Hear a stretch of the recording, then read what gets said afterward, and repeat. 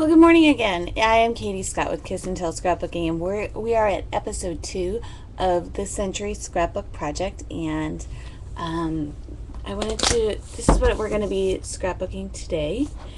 And I woke up with this idea, which is my favorite way to start. So I have a story that's already in my brain. This is a book, a postbound scrapbook album, which is not, I don't usually, and I've added to it, but it's a book that I think I bought at Target, and it's a family tree book. And this book has advantages and disadvantages. There's things that I really like about it, and there's other things that I'm not so thrilled, I don't love so much. So I'm just going to show you a little bit about this book. The title page is about me as a family historian. I'll have that up. Okay. So, because I think it's important to know where you come from, I happily carry on my Fenderson family tradition genealogy. And so I've taken some pictures of old books and then of me scrapbooking, and I didn't date this page, which I like to date my pages because I kind of think this was made in 2007 or 8, but I'm not really sure. So, and then each section has like this pocket, which is cool. And so I've just put a post-it note in. So this first part is, and I've also put in divided pages, but I imagine this first part to be about my own nuclear family, and then in our family tree, and then to go through with my husband's family. And some of the pages are like, that page is already made. A few pages. It's the Scott ancestry, Scott women. And so when I made this page, it was more like, I should probably put this as the title. This should be the opening, except that then the window didn't work, and I think that's why I changed it. But I could always just tack a picture into the back of that window and still use this as my title, my section opener. I had a letter from 1945. That is 8.5 by 11, and so that's a good candidate for the Century Scrapbook project, which is going to be in an 11.5 or an 8.5 by 11 notebook album. I do both sizes, so I actually have two systems, and I'm developing those systems, but I sometimes really like to get a whole lot of pictures onto one page. I think that's a lot of fun. But the thing I don't like about the 12 by 12 albums is they're huge, and so I want to make a page about every day, every year of the century. I keep saying every day of the century, and so that is going to take on a smaller version. But that doesn't mean that this was wasted. It's just a different way of telling those stories, and these stories are not in chronological order. This century scrapbook will be in chronological order, but I'm not making it necessarily in chronological order. I'm making it according to when I have an idea. I'll go with that idea, and then I know exactly in the album where that's going to go. So that's just one of my ancestry, family history albums. So it's an in progress album, which is fine with me. Okay, so the story I woke up with today is about my grandmother, Grace, and when I went to her funeral in 2007, I spoke, and after I sat down, this little old lady came and said, "Oh, I used to teach with your grandmother in New Bedford." And so she told me this story. She told me several stories, but one of the stories was, and so this book is a book, it's just a little notebook that I've added pictures to, but it's the book that I took with me when I got the call, like, your grandma doesn't have much time, you should come. So, and I got on a plane.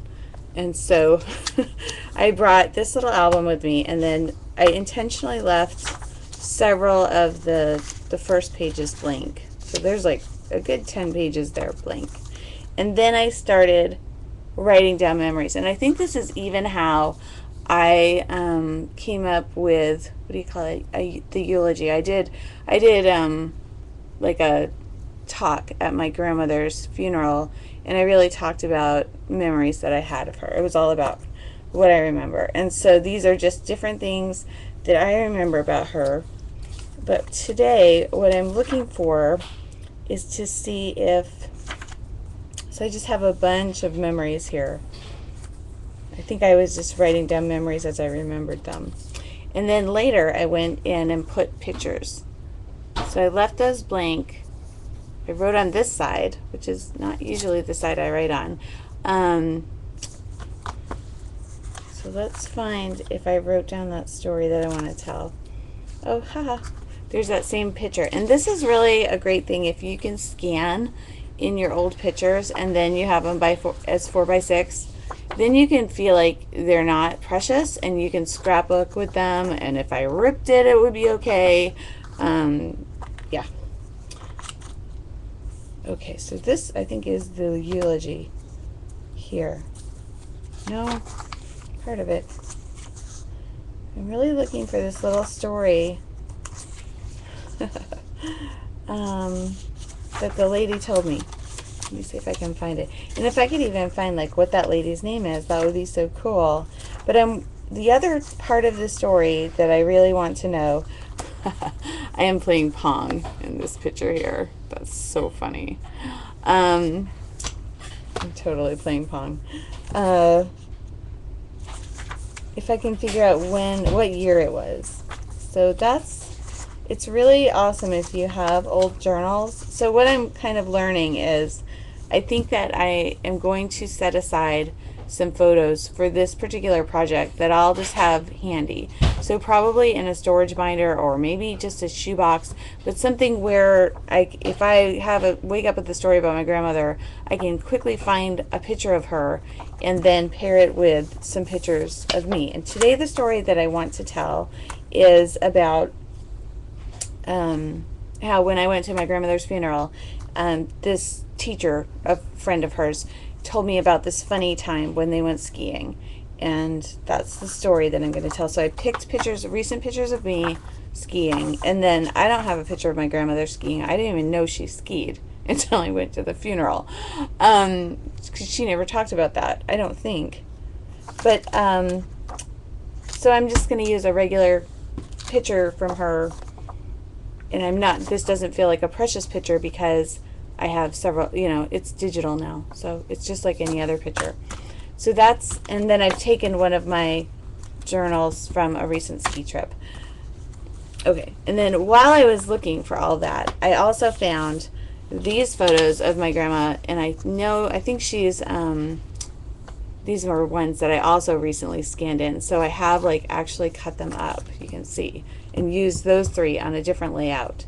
And then, so I don't worry about, these were printed in 2012. So that was printed in 2012. This was printed in 2007.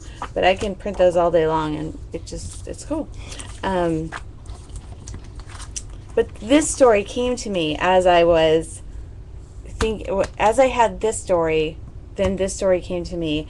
It looks like she's clipping coupons here, but she always used to tell stories to myself and my sister, and it just really looks in these pictures to me like she's scrapbooking, even though she's not scrapbooking. So there's this connection as far as if my grandmother, I'm going to use this picture with those, and this was the picture I'm going to use for my story, which is probably her college graduation picture, I think, or it's possibly high school, but for these purposes, I don't care too much. And I can find out later when that story is.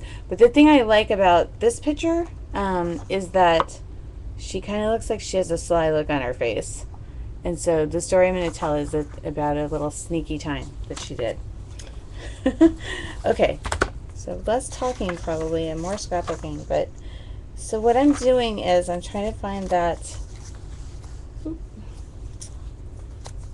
little story. Let's see if I can find it.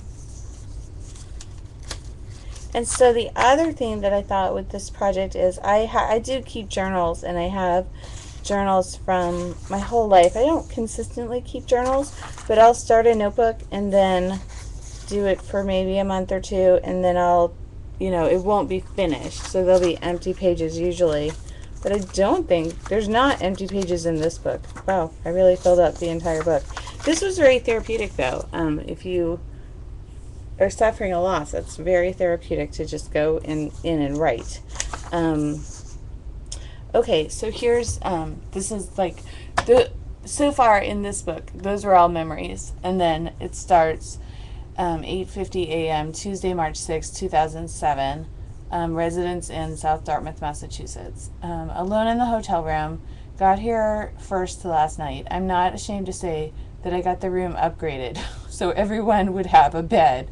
So I think my mom had reserved a room where it was just going to be 2 beds for my sister and her and me, and I just knew that was not going to be the happiest. I just thought that's going to be a problem. So I upgraded the room and got a room with 2 bedrooms. So there I'm just going through, like, so this is actually before she died. And then,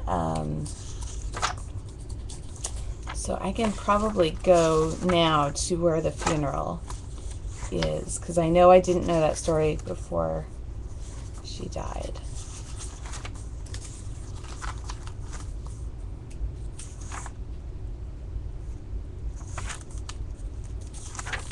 Wow, I have a lot in here. It's crazy.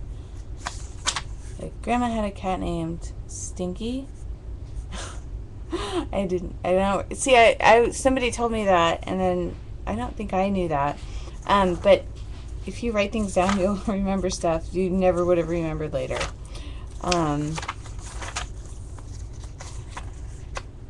Let's see. Wednesday, I think I should go home, but I'm not sure it's the right time.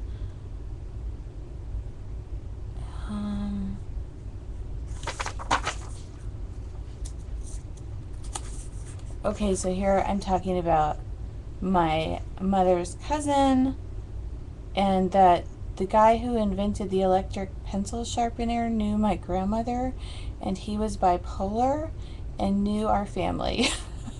And he has pictures, tons of them, that the guy now lives in Florida, and his name is Cobb or something like that.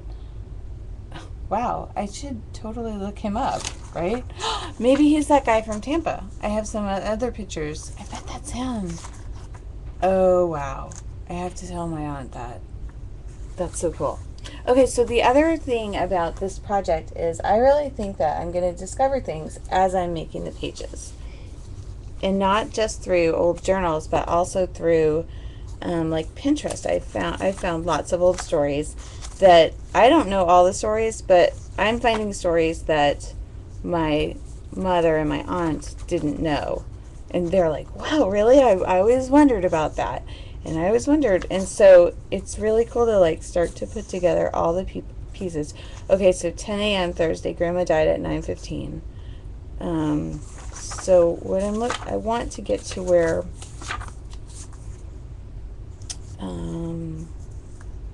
I ordered some pictures and they're coming tomorrow.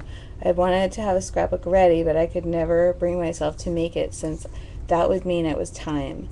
I have made a little one while I was home yesterday, and I'll put the pictures in it tomorrow, maybe for Saturday. So I think probably the funeral was already planned. Eulogy, there's my eulogy. And I think I just read directly out of this book. Okay, cool. Okay, so there's the eulogy. And then I brought that, obviously, with me to the funeral. And then, you can see, it's not the best light. I'm just gonna, no, you really need that light. Okay, sorry. I'll put the light back on, yeah. But I know we're getting glare, so I just wanted to say I found this while I was looking for all of this other stuff about my grandmother. So what I want to start doing is having a place where all of this old stuff starts to live for this project. If it's just a bin, if it's a shoebox, it doesn't really matter. But these things I know are going to go into that project, but I'm not going to use these things today. So I'm just going to put these to the side. So, okay, so we got Dorothy Cook from Roosevelt High School. So I know that she was the music teacher. She said she would see me back at school in September. I guess that's what she must have said to my grandmother. I don't know.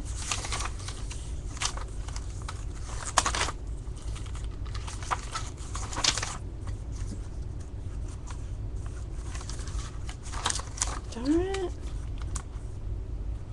Huh. So I didn't write down the story because I think what happened was, and now like time has passed because she died in, I think this was, did I write it down? I think it was 2007.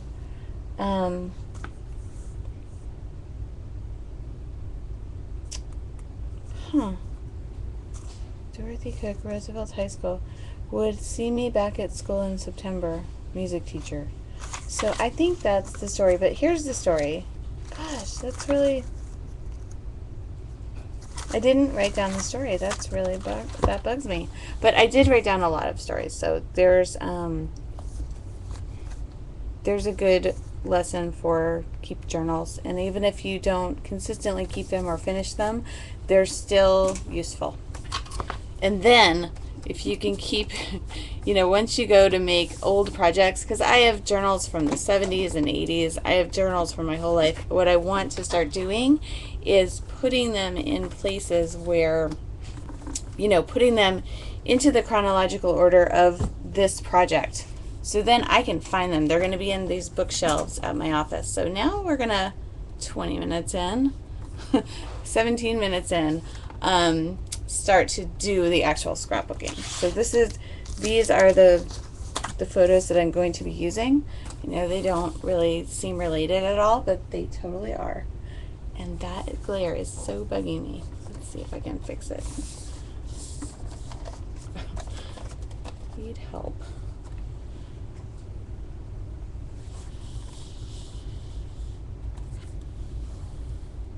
Okay, well,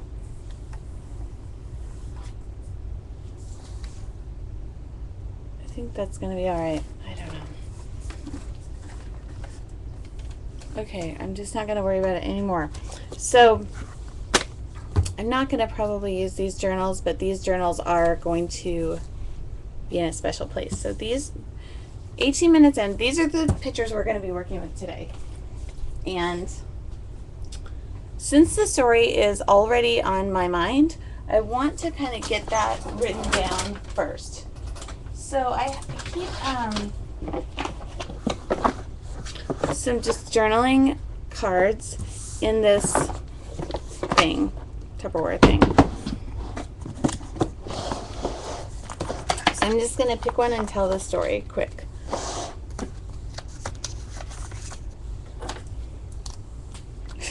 And literally I'm just going to use the first one that I found here.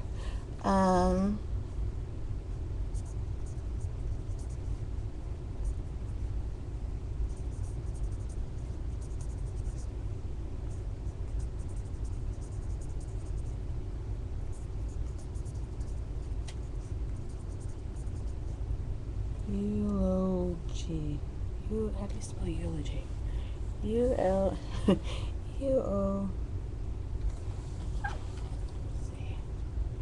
Eulogy.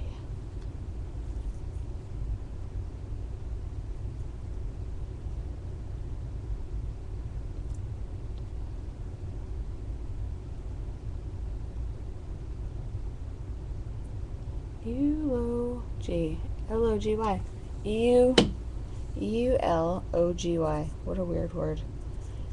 After I gave my Grandma Grace's eulogy in March 2007,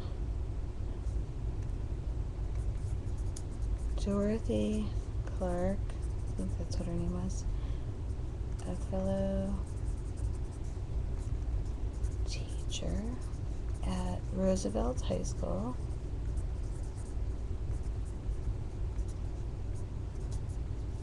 In New Bedford, Massachusetts. Come on. The screensaver on this computer is so annoying because it goes off. I have to wiggle it all the time. I hate it.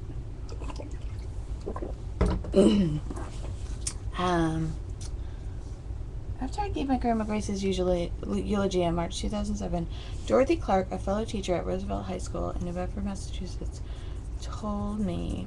Okay, I'm not going to do all the journaling right now, but I have that started and I know what I'm going to say. And I also think that immediately what I'm thinking is I want to not maybe display this on the page, but have this be a pull-out, like something that I pull out. So what I'm going to do is just pull these out and then make them so they're double-sided, so they'll pull out, and then yeah, that's what's going to happen with those. So I just need a glue stick, and so what I'm using is this kit that I already made for the most part.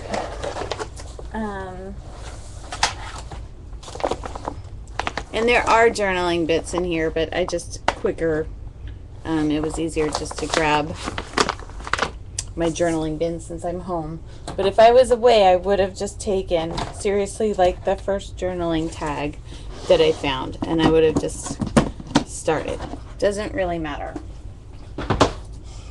what card you use or anything like that. So, and this is gonna, so I know this is gonna be an 8.5 by 11 sheet, and I want to include 3 pictures.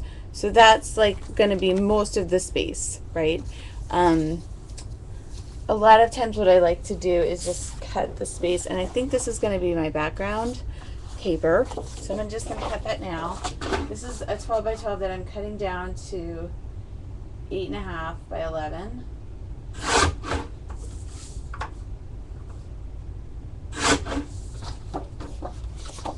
Okay, so now I have my page that I can start to fill in. And then this was a page that was kind of like burned on the edges, and I could like try to go through with stamps, you know, and I think I will just a little bit, but not a ton. This is a little trick I learned from the Chamel videos. I love the little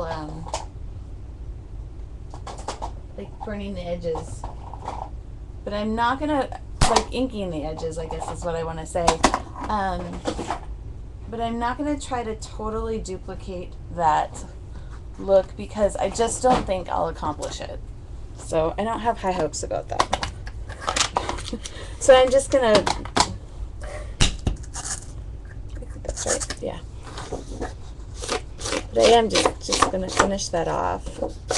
But I'm gonna finish it off even along the bottom. That's really,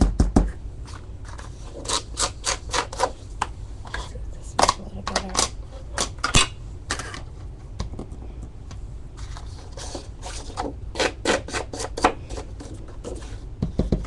Okay, so I'm already thinking that there's probably going to be a pocket on this page.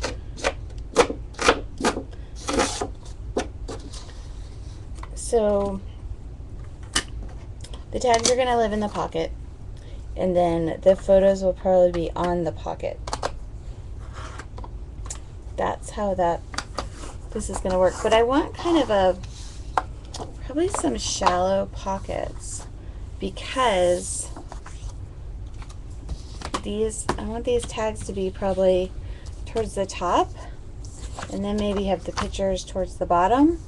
I'm going to trim down those pictures, and again, because I've scanned them in, it's like I'm not worried about that. So I think what I might do is use this extra, and so I don't want to make the pocket the focus of the page. I want it to be obvious that it is. So I might use this side. Yep.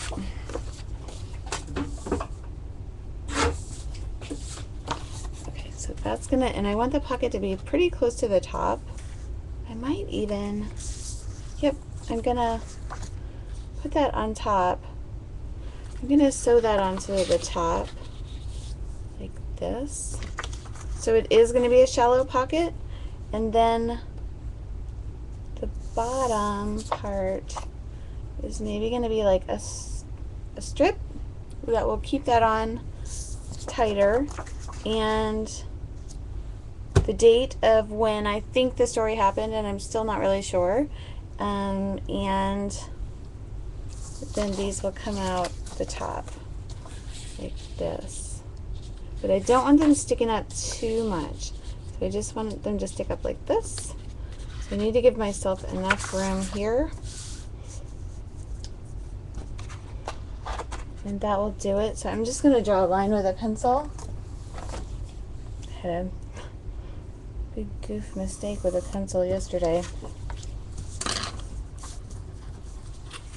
And then I'm going to, I know these are going to come out here. And so what I guess I want to say is, if you want to stop watching now, all I'm going to do now is put the page together. So if that's the part you were actually looking for, then you have arrived. But if you were really looking to hear about the process, then you should have listened up until now. It depends on what your interest is. Okay, and I like these like harder ones.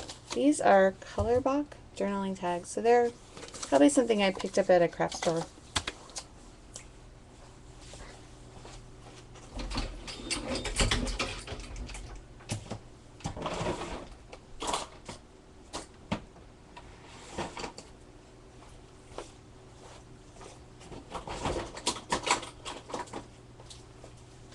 Okay, dare I attempt? No.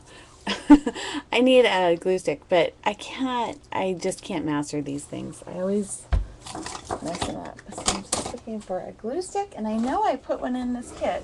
Let's see if I can find it. Okay.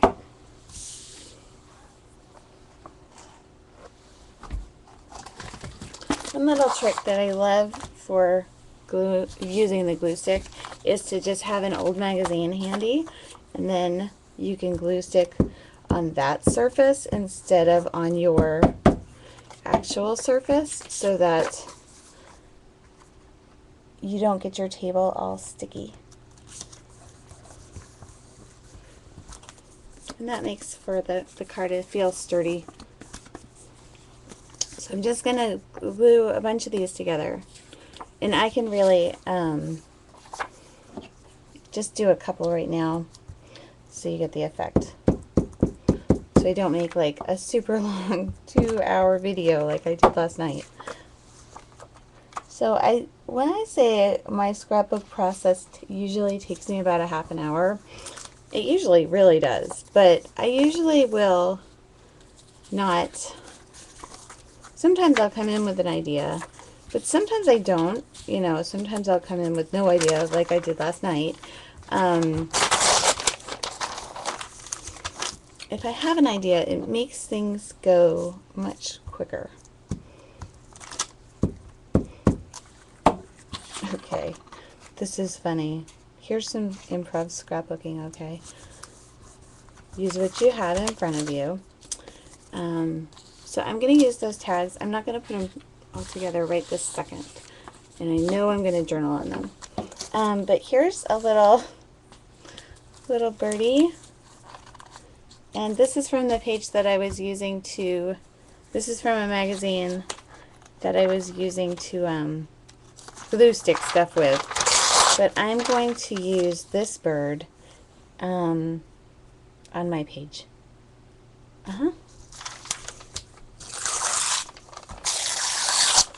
She might go on a tag, but she's probably going to go on a tag.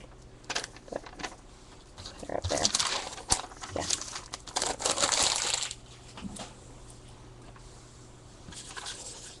Pretty funny, right?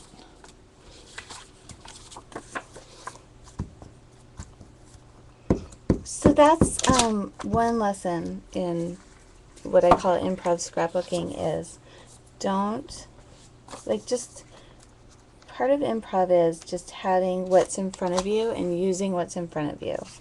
And in improv, they don't really use any props at all. They just, you know, mime the props.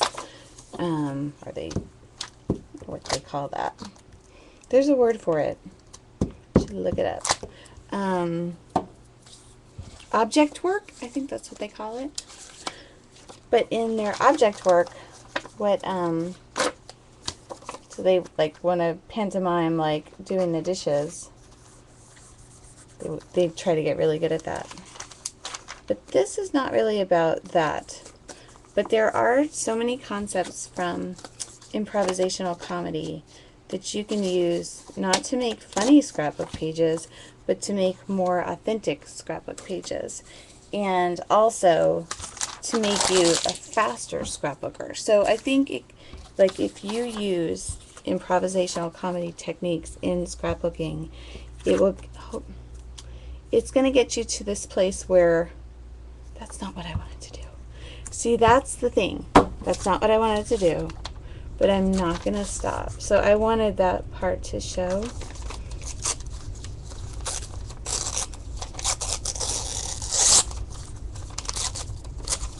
So because that's not what I wanted to do, I put the glue on the wrong side. I'm going to put my little birdie there and use up some of that glue, and then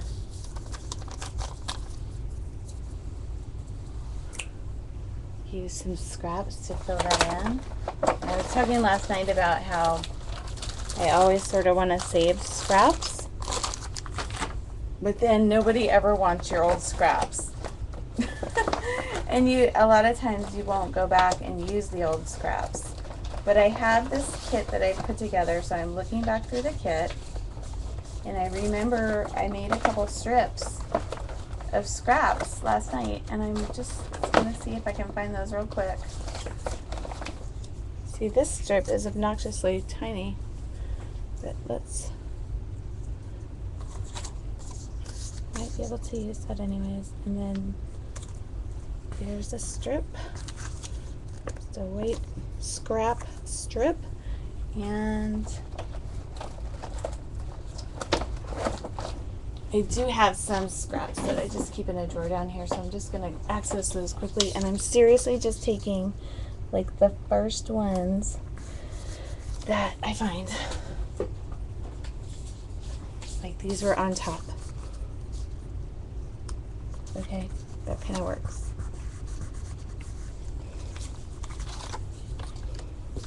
Because I put the glue stick on the wrong side. I glued it on the wrong side. So there, the lesson there is, if you make a mistake, just keep going. And in improv, there's this concept of yes and what that means is, like, you say, in improv, when you're doing a sketch with someone, you are not supposed to ask questions to the other person because that makes them work hard, and you want to make it easy. One of the concepts of improv is to make your partners look good or make your team look good by supporting them and yes-anding them. So your partner says something like that you think is a mistake, but you don't say like, oh, what you just said is a total mistake. You say yes, and so the way you yes, and then you go on with the scene and you keep on going, and then it becomes funny, which is their goal. And the goal in scrapbooking is not to necessarily be funny, but it is to tell stories in an authentic way.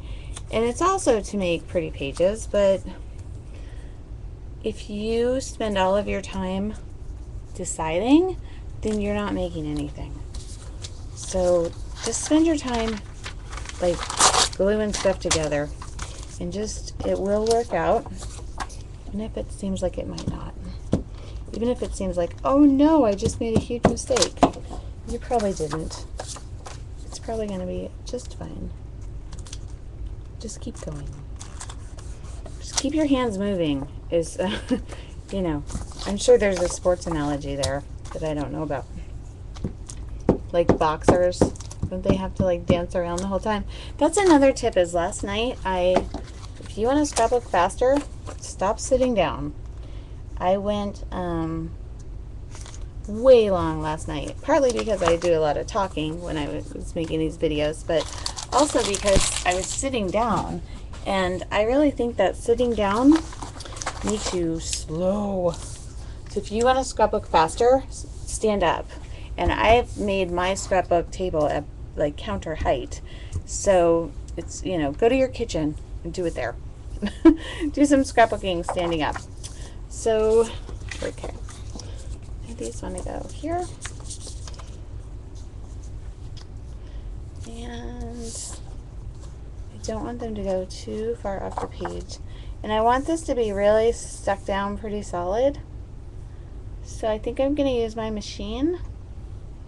Yes, that's what I'm going to do. But before I do that, for consistency, and I'm not going to ink all the edges of those tags. I'm just not. So much for that consistency. I mean, I guess I could, but it seems like a whole lot of work. The edge I'm not going to ink, though, is this one, because I don't really want to draw a lot of attention to that. Like, if that just disappeared, this line, I'd be okay with that. I don't think it's going to, though, so I think I'm probably going to have to cover it up, but I don't really want to accent it. So I'm going to just step over here and use my machine for a second.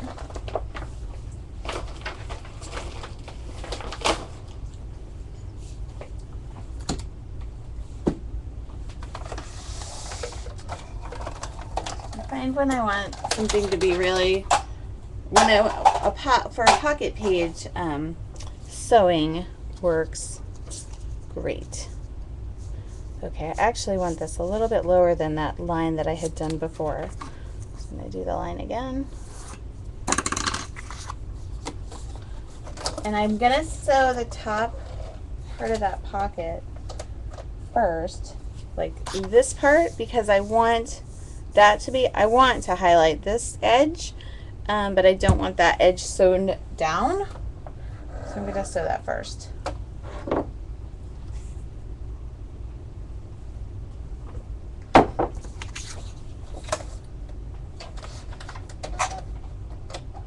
And so my videos, I think, are good if you're also scrapbooking and like to listen.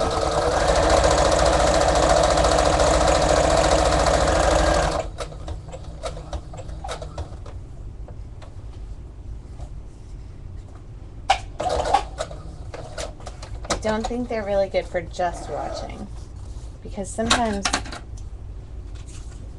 not a lot happens because I have not planned this out. I push the go button on the video thing, and then I just start talking, and I a lot of times have and I know that's probably not the best way to make a video, but it is how I scrapbook without a plan, and so I really want to convey that. Okay, I don't want to highlight this line, but I think I'm going to have to.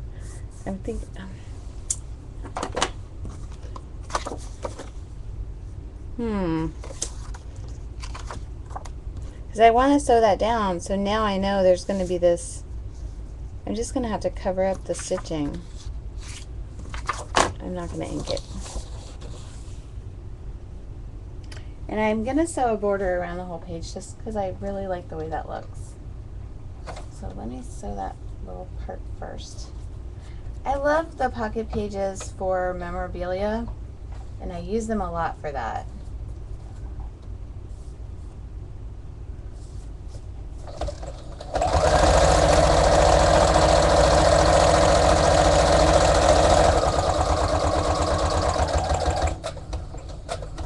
So the sewing machine really almost becomes, like, in my mind, an adhesive. It's just a different way to stick paper together. And I use it when I want something to, like, a pocket is a really great thing to use a sewing machine.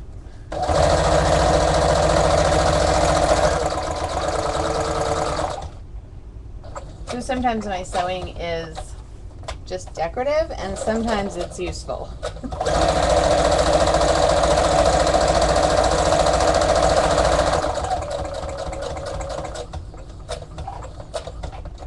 And what's cool too is Grandma Grace taught me how to sew.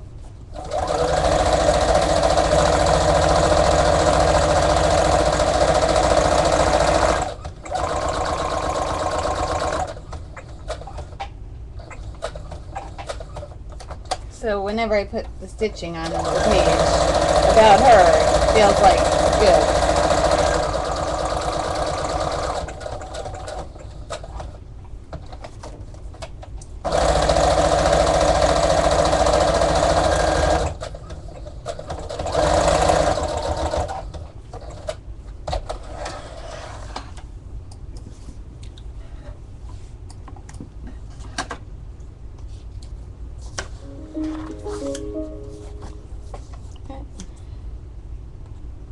I really wish oh no, did we stop? Oh my gosh. Did it stop? My, no, we didn't stop. Yay. My screensaver, like, will shut my computer down. I tried to go into the settings and fix that, and I just can't seem to fix it. And so if I don't wiggle my mouse every so often, then it my screen goes off. I'm gonna ask my computer man about that.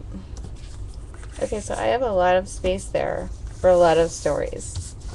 Like, I might not use all of those, but I'm gonna probably just minus out the pink ones.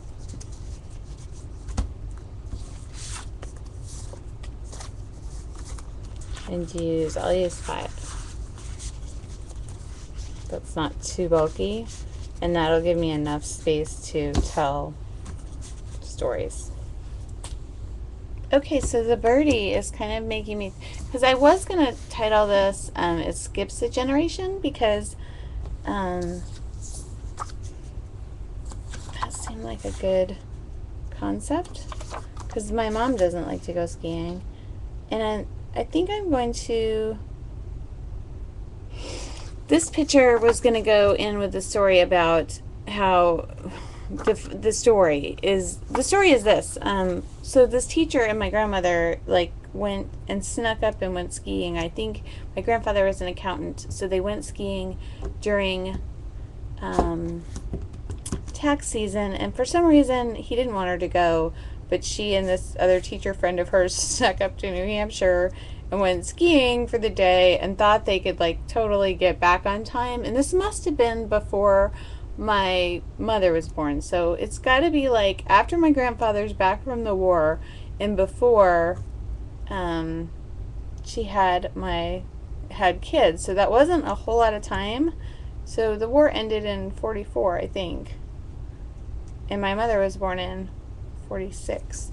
So I'm going to call this 1945. I think this is the story, is 1945. I think what I'm going to do in this space is use another mat here, and I want to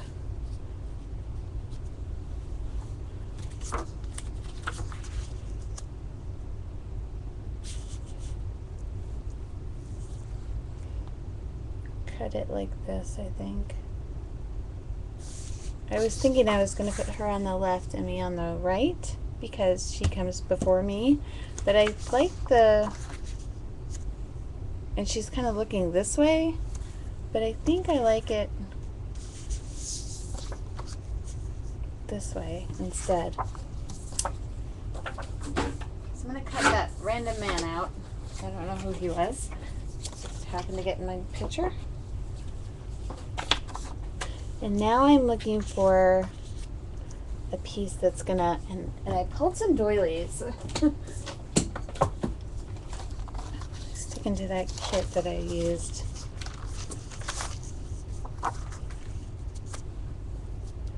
Kind of like that. That covers up that part I wanted to cover up. And I'm going to trim her. I'm going to make her picture slightly smaller. Not a lot smaller.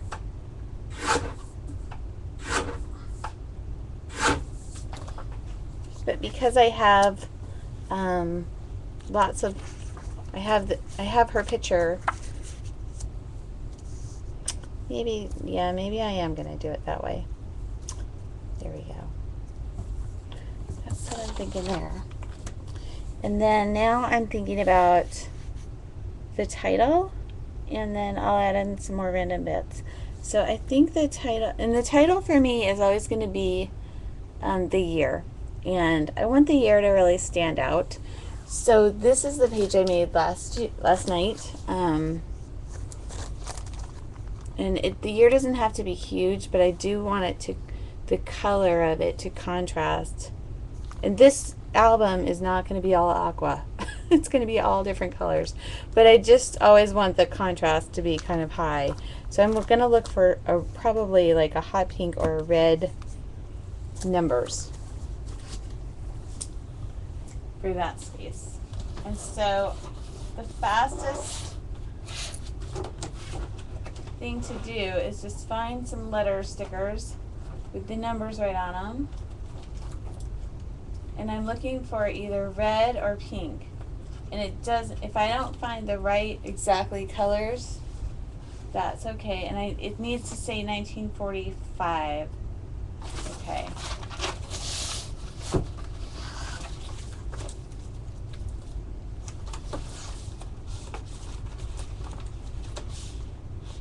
I hate when letter stickers don't have numbers. That's a beef of mine. How do you like that? I really think there should be like some kind of scrapbooking law that if you make letters, you have to put numbers in there too. If I wrote those scrapbooking worlds, I would make that into a law. Okay, here's some red. So what did I say, 1945? And what I want to do is just like check my facts before I put down my number. So I can just Google when did World War II, when did World War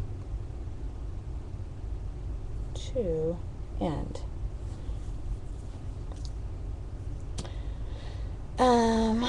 The total victory of the Allies over the Axis in 1945 ended the conflict. So what I'm wondering is, like, I wonder when my grandfather came home and when they were married. And without, like, totally going through everything, you know, all of my records, which I should, you know, having a timeline would definitely be useful. But the date, they're saying World War II was from September 1st, 1939 until September 2nd, 1945, 6 years and 1 day. So, 45. Wow, that wasn't like a whole lot of time. But part of the journaling will be probably about that. But I sort of wonder if that story happened in 1945, or maybe it, but she said that they were living in New Bedford. And so after my grandparents had my mother, they moved to Dartmouth. And so this was a story about when they went up to New Hampshire, and when they got back, she had to crawl through the window, and I think she said of their apartment. So I'm gonna say 1945 is a pretty good guess. So I don't have a number 1 here, but I do have a 45. Let me see if I can find okay, let's just do this. I will probably never use the Q, so I'm just going to cut off that part. And now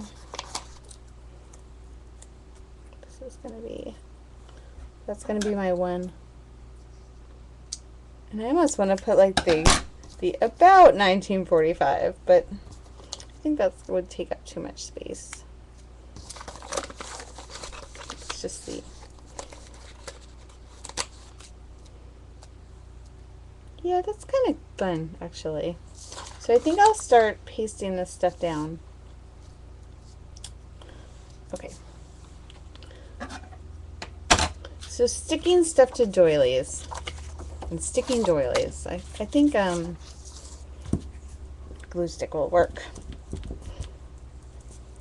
And it's okay if the edges of the doily aren't stuck down. I don't care about that. And I'm not going to ink the doily. Just not gonna do that. Okay. I like that. And then I wanted, see, my other choice is like this. I kind of do like the line that draws to my grandmother's eyes, and then, but then the title